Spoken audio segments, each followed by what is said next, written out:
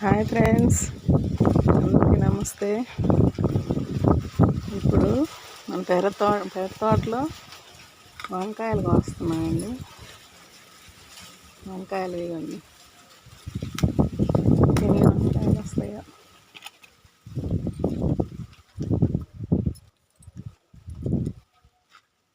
ఇప్పుడు మధ్యాహ్నం 12:15 అయిందండి టైము. ఇప్పుడు ఈ వంకాయలు కోసుకొని కూర చేసుకొని తింటాం. ఈరోజు వంకాయ కూర, పెసరపప్పు, టమాటాలు వేసి పప్పుచారు మా ఇంట్లో. నాకు ఇట్లా ఇష్టం అండి, ఎప్పటి నుంచో అనుకున్నా, ఇప్పటికి నెరవేరింది.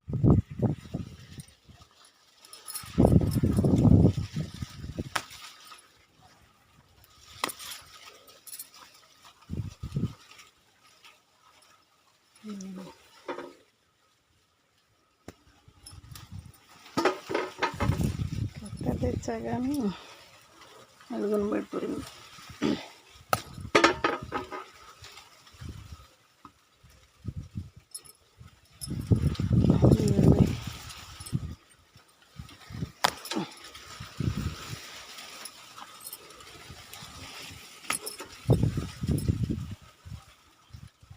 ఇంకా కొన్ని ఉన్నాయండి, రేపు వస్తానండి మళ్ళీ. ఇవి ఇంకా ఉన్నాయి, ఇప్పటికే చాలా కోసాను. ఇప్పుడు మళ్ళీ వంట చేసుకొని తినాలి. ఈ 2 రోజులు వస్తాయండి మాకు. ఓకే అండి, ఉంటానండి, బాయ్ అండి. అండి మన పెరటి తోటలో కరివేపాకు టబ్బులో ఉంటుందండి. టబ్బులోనే కాళ్ళలో కూడా కట్టలేదు, కానీ ఈ కరివేపాకు కూడా కోసం కర్రీస్.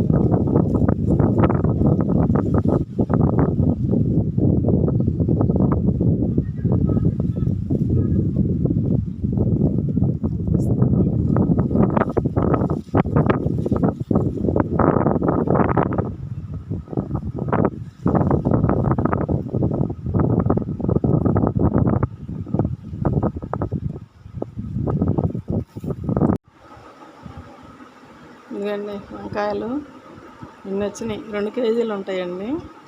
టమాటాలు 4 దొరికినాయి ఈ పెరట్లోనే.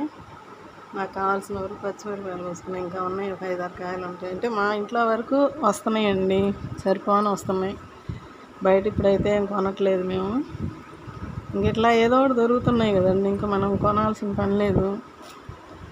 ఏదో ఒకటి ఆకుకూరలు, అప్పుడప్పుడు కొంచెం మునగాకు కోసుకొని కూడా పప్పులో పెట్టుకుంటాము.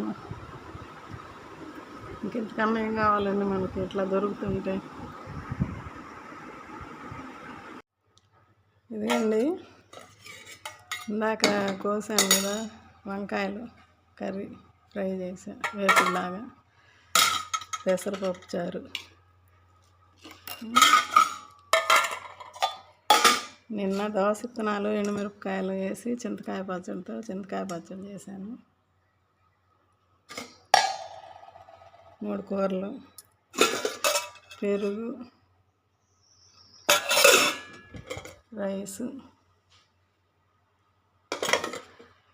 ఇదండి మాకు ఇవాళ మా భోజనం. ఇగో ఈ వంకాయలు మా ఫ్రెండ్స్కి పంపిస్తున్నా.